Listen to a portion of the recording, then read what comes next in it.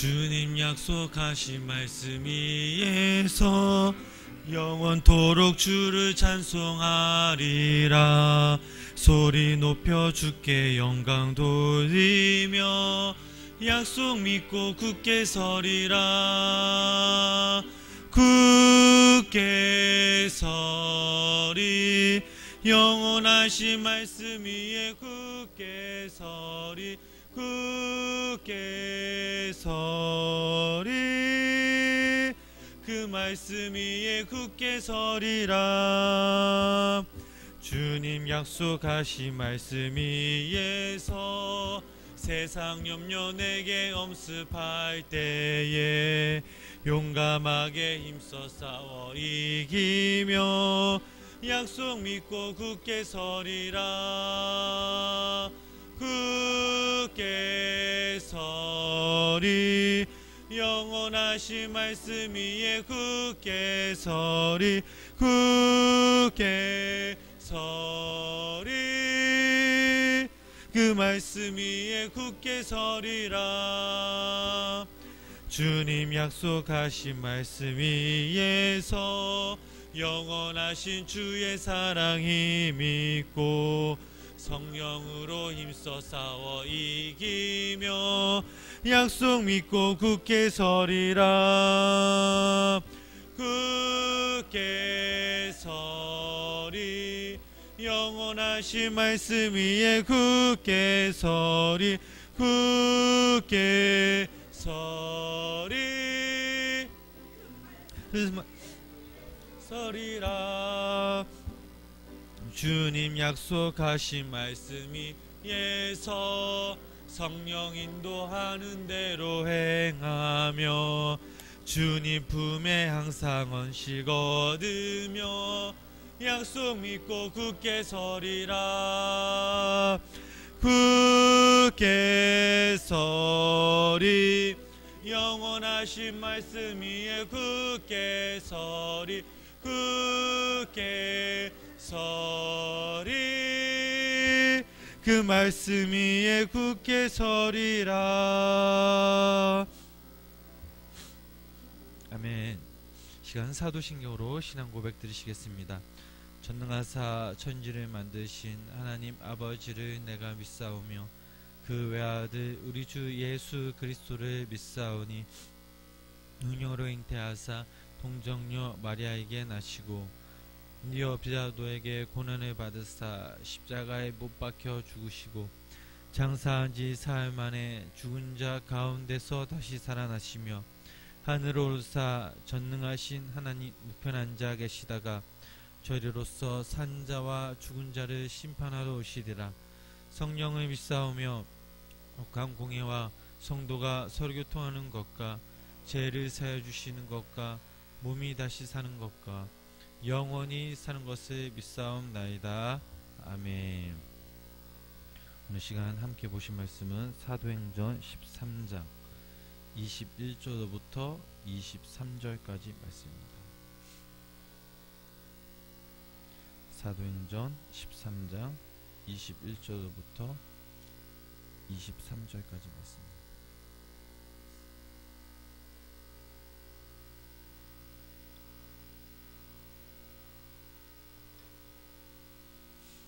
다 찾으신 줄 믿고 우리 다같이 한 목소리로 합독하시겠습니다. 그 후에 그들이 왕을 구하는 하나님이 베냐민 지파 사람 기스 아들 사울을 40년간 주셨다가 폐하시고 다윗을 왕으로 세우시고 증언하여 이르시되 내가 이새의 아들 다윗을 만나니 내 마음에 맞는 사람이라 내 뜻을 다 이루리라 하시더니 하나님이 약속하신 대로 이 사람이 후손에서 이스라엘을 위하여 구세주를 세웠으니 곧 예수라. 아멘. 오늘도 이 시간 하나님께서 찬양합니다. 여기에 계신 우리 성도님들을 축복합니다. 오늘 이 시간 성령님께서 임하셔서 우리가 함께 예배하며 함께 찬양하며 기도할 때에 성령의 임재가 간절히 임하시길 주님의 이름으로 축원합니다. 지난 시간 바울과 그 바나바가 비시디아 안디오 지역에 이르러 도착하여서 해당장에 들어가 또 바울이 설교하는 장면까지 9절까지 함께 말씀을 나눴습니다. 오늘 시간에도 역시 그 바울이 설교한 내용을 가지고 함께 말씀을 나눠보겠습니다. 우리 다시 한번 21절, 22절 말씀을 함께 합독하시겠습니다. 그 후에 그들이 왕을 구하거늘 하나님이 베냐민 지파 사람 기스의 아들 사울을 40년간 주셨다가 패하시고 다윗을 왕으로 세우시고 증언하여 이르시되 내가 이새의 아들 다윗을 만나니 내 마음에 맞는 사람이라 내 뜻을 다 이루리라 하시니 아멘. 하나님의 백성으로 선택된 이스라엘 백성들은 하나님께 왕을 요구합니다. 그래서 하나님이 이스라엘 백성들에게 주신 왕이 바로 사울이었습니다. 이스라엘 역사상 최초의 왕으로 임명받은 사람이 바로 사울이었던 것입니다. 인간의 요구로 세워진 이 사울 왕은 하나님의 뜻에 불순종하였습니다. 즉 40년 만에 폐위되었습니다.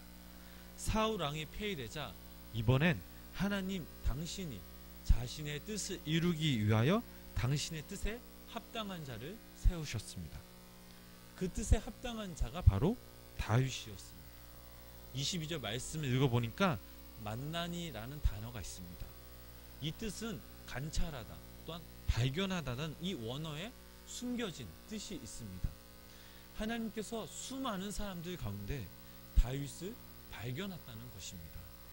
하나님께서 다윗을 가리켜 내 마음에 맞는 사람이라고 말씀하신 것은 다윗 스스로 하나님의 뜻을 따라 또 하나님의 마음을 쫓는 사람이었기에 하나님께서 이렇게 표현하신 것입니다. 바울의 설교는 하나님께서 사울을 왕으로 주셨다가 패하셨고 다시 하나님께서 자신의 뜻에 합당한 사람 다윗을 새로운 왕으로 세우셨다는 것입니다. 여기서 패하시고 또 세우시고는 이 단어를 보면 왕을 요구하는 그 이스라엘 백성들에게 사울을 왕으로 주신 분도 하나님이시고 또 다윗을 왕을 세우신 것도 하나님이시라는 사실입니다. 사도 바울은 이 본문의 말씀을 통해 사사시대에 이어서 이스라엘 왕조의 역사를 주관하시는 분이 하나님이시라는 사실을 분명히 밝히고 있습니다. 우리 다니엘서 2장 20절, 21절 말씀을 함께 찾아보시겠습니다. 제가 갖고 있는 성경은 구약성경 1233페이지입니다. 다니엘서 2장 20절부터 21절 말씀입니다.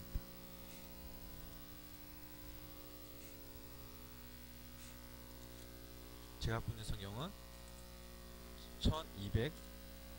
1233페이지입니다.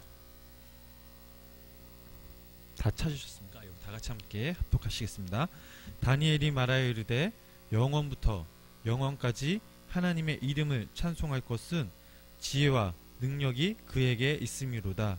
그는 때와 계절을 바꾸시며 왕들을 폐하시고 왕들을 세우시며 지혜자에게 지혜를 주시고 총명한 자에게 지식을 주시는도다. 아멘. 이 다니엘서 말씀을 읽어봐도 세상의 모든 만물들이 하나님께 속하였고 한 나라의 민족과 역사를 주관하신 분도 하나님이시라는 사실을 밝히고 있습니다. 오직 하나님께 달려있다는 말씀입니다. 본문 사도행전 본문 13장 23절 말씀을 함께 읽어보시겠습니다. 사도행전 13장 23절 말씀 함께 읽어보시겠습니다. 하나님이 약속하신 대로 이 사람의 후손에서 이스라엘을 위하여 구주를 세우셨으니 곧 예수다. 아멘. 하나님께서는 다윗이 당신의 뜻을 이룰 것이라고 분명히 말씀하고 계십니다. 전에는 이스라엘 백성들이 하나님께 왕을 요청하였습니다. 하지만 이번에는 달랐습니다. 하나님께서 이스라엘 백성들을 위해 먼저 구원자를 보내신 것입니다. 하나님께서는 즉흥적으로 하시지 않으셨습니다. 설교 본문 서론에서 말했듯이 하나님께서는 관찰하시고 또 관찰하시고 결과 이 다윗이라는 목동을 찾은 것입니다. 에스겔서 34장 22절부터 23절 말씀 함께 읽어보시겠습니다. 에스겔서 34장 22절부터 23절 말씀. 제가 갖고 있는 성경은 1205페이지입니다. 에스겔서 34장 22절부터 23절 말씀입니다. 1205페이지입니다.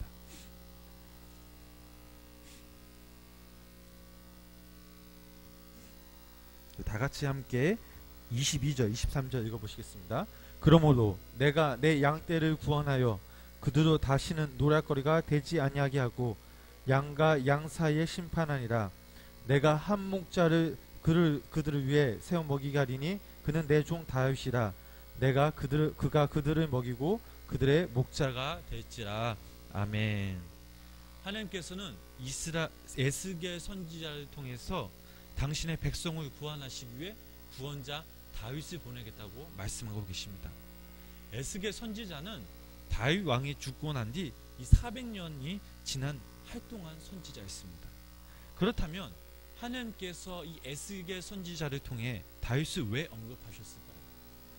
그것은 바로 사도 바울이 설교한 것처럼 다윗의 족보를 통해서 이 땅에 보내실 예수 그리스도를 의미하고 계신 것입니다.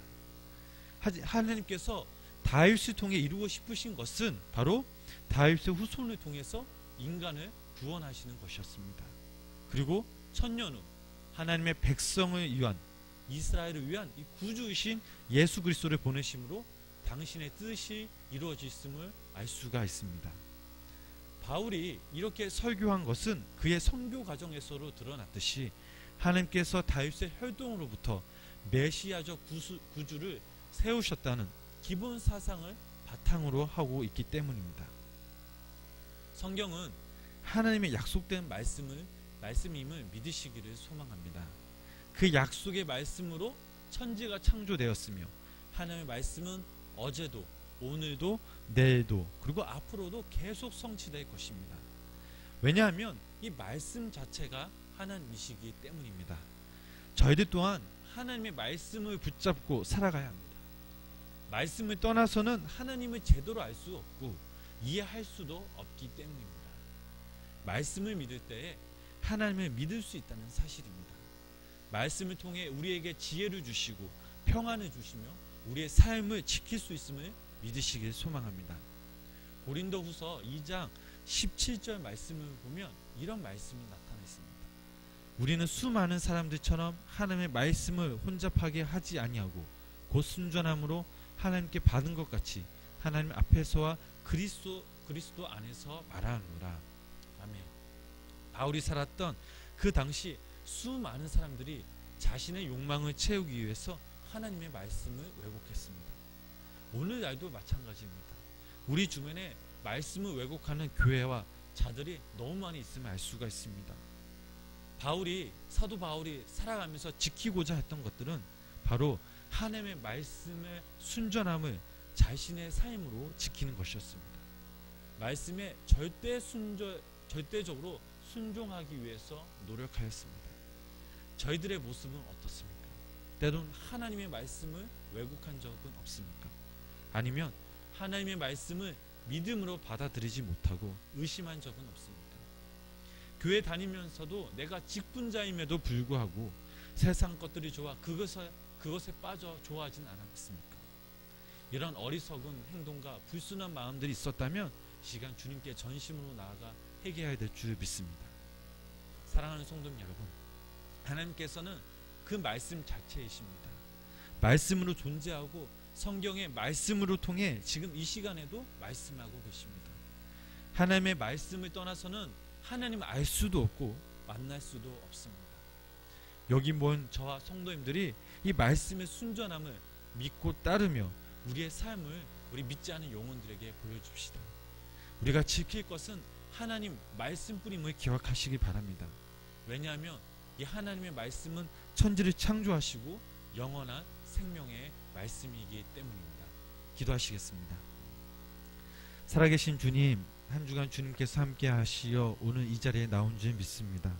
능력의 주님, 자비의 주님, 시간 저희들의 죄가 있다면 용서해 주시고 긍휼히 여겨 주시옵소서. 요한복음 1장 1절 말씀 보면 이런 말씀이 있습니다. 태초에 말씀이 계시니라. 이 말씀이 하나님과 함께 계셨으니 이 말씀은 곧 하나님이시다.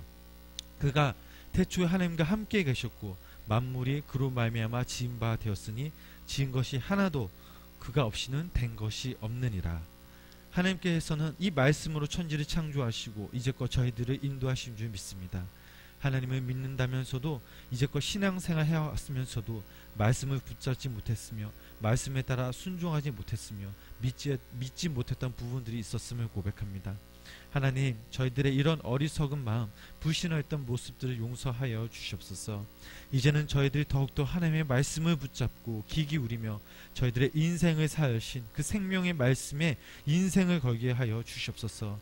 오늘 드려지는 저희들의 예배를 받아주시옵고 인도하시며 성령께서 임하시사 도우시사 귀한 복된 하루 보낼 수 있도록 인도하여 주시옵소서. 이 모든 말씀 예수 그리스도의 이름으로 기도드렸습니다. 아멘.